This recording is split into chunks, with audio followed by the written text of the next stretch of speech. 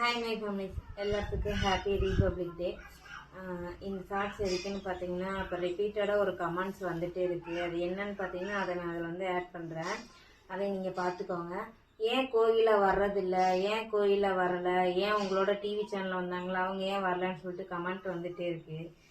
அவங்களுக்கும் வேலை வெட்டி பொழப்பு எல்லாம் இருக்குது, எனக்கும் வேலை வெட்டி பொழப்பு எல்லாமே இருக்குது. அவங்கவுங்க வேலையை அவங்கவுங்க பார்த்து தான் ஆகணும், சரிங்களா? அவங்களும் ஒரு பாப்பா வச்சிருக்காங்க, அவங்க வேலைக்கு போனதான் அவங்க ஃபேமிலியை பார்க்க முடியும். நானும் 2 பிள்ளைய வச்சிருக்கேன், நான் என்னோட வேலையை பார்த்ததான் என்னோட பொழப்பு பார்க்க முடியும், என் பிள்ளைங்களை வளர்த்த முடியும்.